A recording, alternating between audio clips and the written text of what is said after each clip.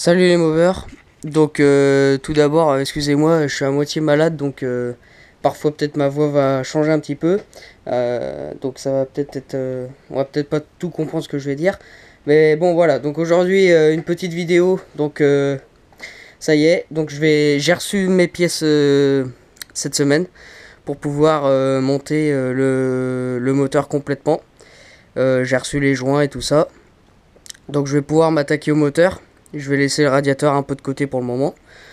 Donc alors je vais faire une petite vidéo un peu explicative de comment démonter un moteur et tout ça pour les novices quoi, ceux qui débutent un petit peu dans l'univers de la mob et qui connaissent rien. Donc ça va permettre de les aider un petit peu. Et puis pour donner des conseils pour ceux qui voilà, même ceux qui connaissent un petit peu comment monter un moteur. Chacun a des astuces un peu différentes, donc voilà. Donc je vais faire une vidéo là-dessus. Donc tout d'abord ce que je vais faire c'est que déjà je vais le descendre du cadre complètement parce qu'il va être démonté, le bas moteur va être démonté, tout ça, tout va être démonté.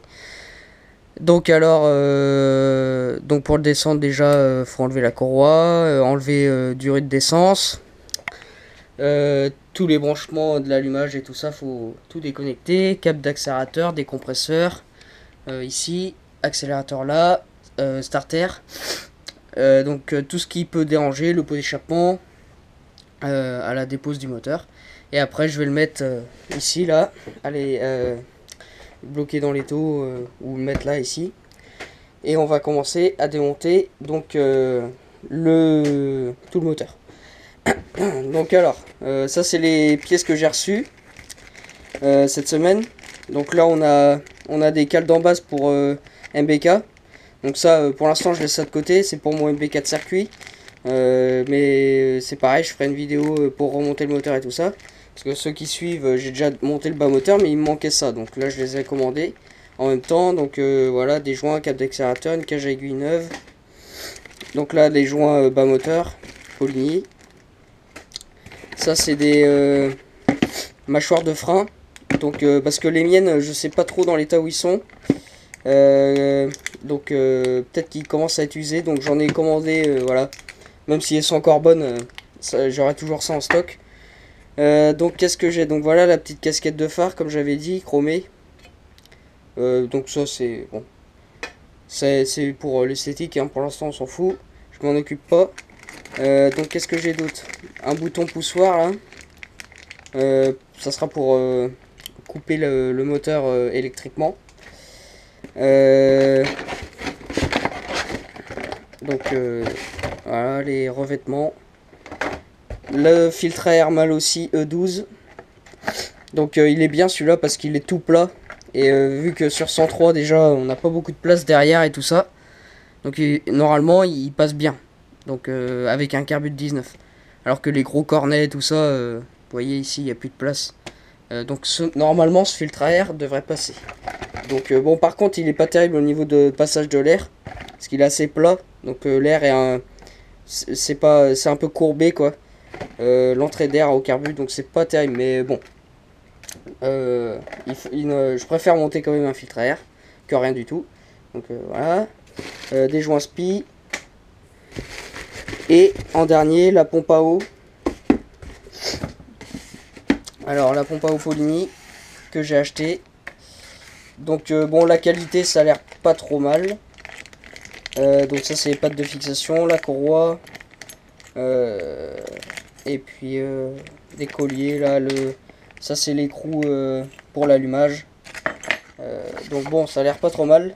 La qualité, bon, après c'est à voir avec le temps.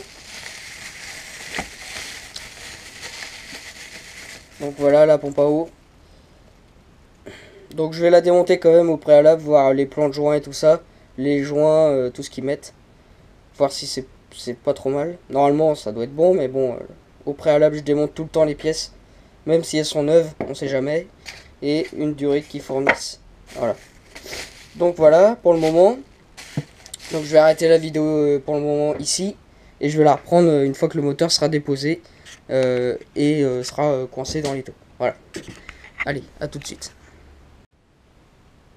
Voilà, donc je viens de descendre le moteur hein.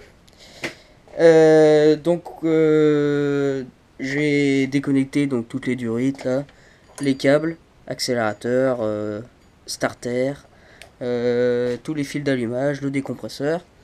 Donc voilà, le moteur est coincé là, voilà, juste bloqué comme ça pour qu'il tienne. Parce que j'aime bien travailler à hauteur comme ça, on voit bien tout ce qu'on fait. Puis c'est plus simple, parce que quand le moteur est pas tenu dans quelque chose, c'est chiant quand on démonte quelque chose, faut le tenir, enfin c'est assez galère. Alors que là il est tenu, on peut se concentrer sur ce qu'on démonte. Donc bah, je vais passer d'ailleurs au démontage du moteur. Donc j'aime bien procéder dans l'ordre de démontage. D'abord enlever le carbu, le pot d'échappement. Après j'enlève l'allumage et le variateur embrayage. Et après au moteur, bas moteur. Voilà. Alors après vous faites comme vous voulez. Moi je procède souvent, voire maintenant tout le temps comme ça. J'enlève d'abord les extrémités, donc carbu, pot. Et après allumage, vario, voilà. Et après je peux démonter tout le haut moteur, bas moteur tranquillement. Il n'y a plus rien à déranger. Donc il y a beaucoup de personnes qui procèdent comme ça. Et moi maintenant je fais tout le temps comme ça. C'est plus simple. Je trouve que je gagne mon temps. Donc voilà. Donc le pot est ici. Voilà, je l'ai déposé. Parce que bon, j'aurais pu le laisser ici sur le brossillon. Mais bon, il m'aurait fait chier à traîner par terre. Donc bah, je vais arrêter la vidéo là et je vais donc procéder au démontage vu que j'ai démonté le carbu et le pot, l'allumage et vario embrayage. Voilà, à tout de suite. Donc voilà, l'allumage et le vario embrayage est sorti. Donc alors, la bougie elle est noire parce que je l'ai fait tourner au ralenti tout à l'heure. Parce que normalement elle est marron choco comme il faut. Donc alors pour démonter le variateur sur Peugeot SP MVL, pas besoin d'arrache volant ni rien. Il y a juste un écrou. Voilà, c'est un écrou Doppler, mais vous avez un écrou qui est plat d'origine. Donc vous enlevez cet écrou. Et ensuite, il y a juste à tirer. L'ensemble vient. Le vario et l'embrayage derrière. Et par contre, pour l'allumage, il y a besoin d'un arrache volant. Parce que c'est conique. Ici, sur la queue de Villebrequin, c'est conique. Donc il y a besoin d'un arrache volant. Que je dois avoir ici. Voilà. Donc ça c'est un arrache volant à 3 francs 6 sous là. C'est un peu de la merde mais bon ils font l'affaire quand même.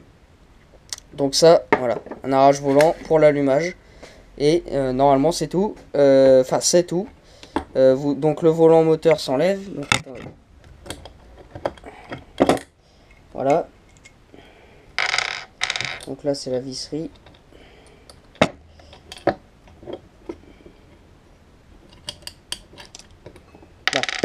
Ensuite, vous avez donc le stator, deux vis qui le tiennent.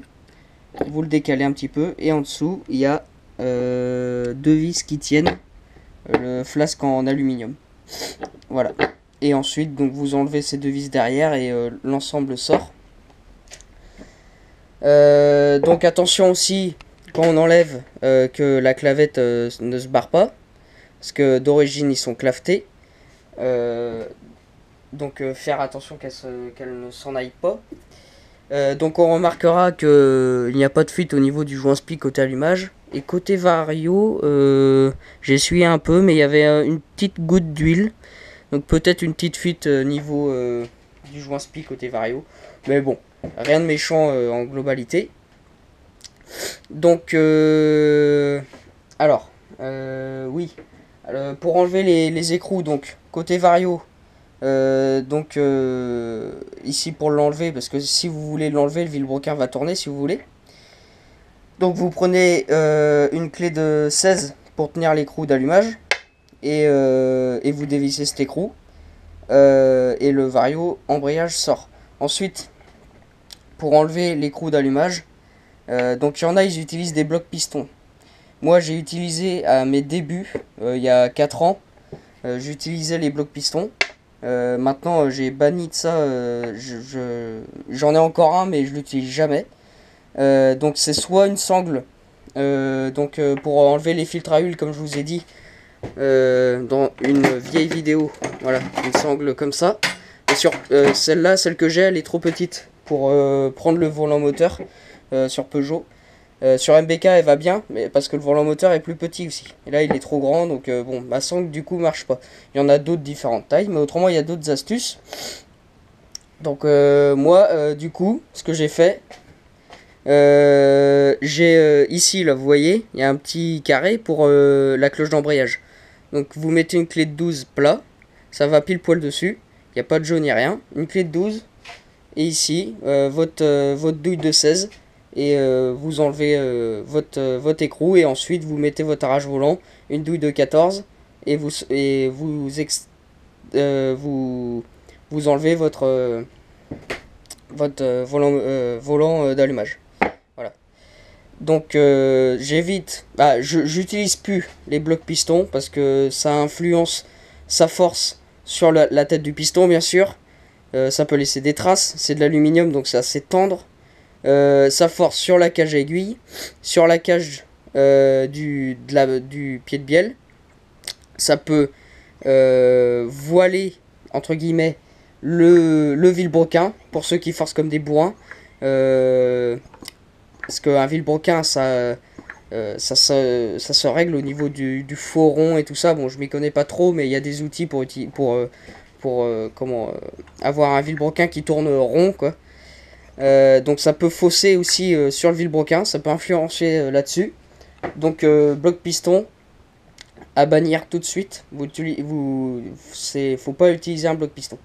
Moi, à mes débuts, quand je connaissais pas grand chose, je l'utilisais. Mais après, je me suis renseigné. Et c'est vraiment le truc à bannir tout de suite. Donc après, il y en a, ils l'utilisent. Bon, ils ont pas de problème. C'est leur souci. Mais pour moi, j'utiliserai plus jamais un bloc piston. Voilà. En plus, il y a plein d'autres techniques. Donc pourquoi s'emmerder. Donc voilà, donc là je vais procéder au démontage du haut moteur pour l'instant, de ma rotule là ici, et ensuite du sabot et du bas moteur, pipe d'admission, clapet, etc. Voilà, donc à tout de suite. Donc vite fait avant là, ça m'est traversé l'esprit. Donc pour ceux qui connaissent pas l'embrayage Peugeot, donc ça c'est une cloche d'embrayage, voilà. Donc il y a un peu de poussière, c'est normal. C'est le disque vient frotter, donc forcément au fil du temps il y a de la merde qui vient se déposer. Donc ensuite on a un disque d'embrayage, je vais essayer d'enlever. Là je le démonte là en direct, j'ai pas regardé avant. Donc voilà, un disque d'embrayage. Donc ensuite on a une rondelle. Donc normalement elle n'a pas de sens, mais quand vous la démontez, faites en sorte que vous la mettez voilà dans le sens que vous l'avez démontée. Ensuite on a une rondelle un peu étoile là, araignée, donc qui fait ressort. Avec le temps elle perd un peu de ses qualités de ressort comme ça là, donc faut la changer de temps en temps. Ensuite on a un plateau en acier. Voilà. Et en dessous, on a des billes. Alors, normalement, d'origine, il y a 6 billes. Moi, j'en ai que 4. Je conseille de garder les 6 billes. Parce que, bon, des fois, ça peut arriver que ça déforme. La poussée, si vous voulez, avec la force centrifuge, ça vient pousser ce plateau-là. Donc, il peut venir... le plateau pousse, et quand il y a 6 billes, donc c'est bien la surface est bien remplie partout. Quand il n'y en a que 4, il peut pousser un peu de biais, ou bon, ça peut déformer la pièce, elle peut mal travailler. Donc je conseille de garder les 6 billes. Moi j'en ai que 4, en fait j'en ai toujours eu 4. Et j'en ai jamais, quand je l'ai eu le cyclo, dès que j'ai démonté, pour la première fois il y avait que 4 billes dedans. Donc j'en ai jamais acheté, j'ai toujours laissé les 4 billes, jamais eu de soucis. Mais je conseille quand même d'avoir les 6 billes. Et ensuite, donc on enlève le plateau, donc là voilà, les billes elles sortent comme ça. Et on a une rondelle, une sorte d'entretoise en caoutchouc. Donc par contre celle-là elle a un sens, elle vient comme ça. donc le côté plat, côté vario. Une autre rondelle normalement en plastique, là elle a l'air d'être collée. Et en dessous on a le variateur, donc l'écrou ici. Donc vous démontez cet écrou et ensuite le vario se démonte. Au préalable, enlevez ici les deux écrous. Parce que ici, si vous enlevez les deux écrous, il y a un flasque. Et ensuite, vous avez des mâchoires avec des ressorts. Voilà, sur le côté ici, avec la force centrifuge. Ces mâchoires s'écartent et viennent coller contre la cloche d'embrayage. Et les ressorts les rappellent lorsque la force centrifuge est plus faible. Ça rappelle les mâchoires et du coup, vous pouvez tenir au ralenti, quoi. Voilà. Donc pour ceux qui savaient pas, donc alors pour le remontage, donc l'entretoise en caoutchouc, côté plat, côté vario. Ensuite on a un flasque avec les billes dans ce sens là. Ensuite on a celui-ci, donc faire attention au sens aussi.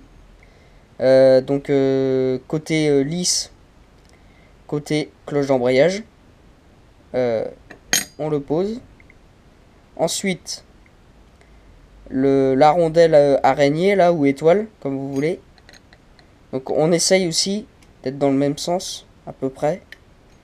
Ça sera plus simple. Attendez. À peu près comme ça. Voilà. Tac. Ici, là, si vous voulez, vous avez des mets plats à moitié, là. Et ben, faut être dans le même sens pour mettre sur votre... si vous êtes un peu comme ça, vous enquillerez jamais votre ensemble embrayage variateur sur la queue de vilebrequin, ici, là, qui est creusée. Faut suivre les arrondis, quoi. Donc là, je suis bien aligné. Ensuite, la rondelle. Donc, non, si mes souvenirs sont bons, elle n'a pas de sens. Et remontez là, essayez de la remonter dans le même sens que vous l'avez démontée. Et le disque d'embrayage. Voilà. Vous l'enquillez. Et la cloche. Donc pareil, faire gaffe au sens ici, là. Essayez d'être à peu près aligné. Et ensuite, pas oublier, derrière, il y a une rondelle. Qui vient ici se loger, et celle-ci elle a un sens. Donc là vous voyez ici elle est marquée, donc ça veut dire que elle venait dans ce sens là, où il y a les marques ici, elle venait coller contre le vilebrequin là-bas. Donc voilà, donc en gros elle vient comme ça. Ensuite vous enquillez l'ensemble et vous serrez l'écrou. Voilà. Pour ceux qui connaissaient pas trop, et ben vous aurez vu comment démonter. Alors pourquoi on démonte un embrayage? Bah, souvent parce que l'embrayage colle. Alors ça peut être, souvent les causes, c'est un disque d'embrayage qui est usé, une rondelle étoile qui fait plus assez ressort. C'est les principales causes, quoi. Ou alors quelque chose qui casse en dessous, mais bon, c'est assez rare. Souvent, c'est à cause de ça, quoi. Ces deux pièces-là. Donc, ces deux pièces-là s'usent, et donc faut les changer. Surtout quand vous êtes quitté, hein. Quand vous êtes d'origine, ça va. Avec un moteur d'origine, ça tient bien. Quand vous avez un moteur qui est poussé un petit peu, ça commence à s'user très rapidement. Donc, faut faire gaffe à ça. Voilà. Donc, je vais passer au démontage du moteur et je vais remettre en route la caméra.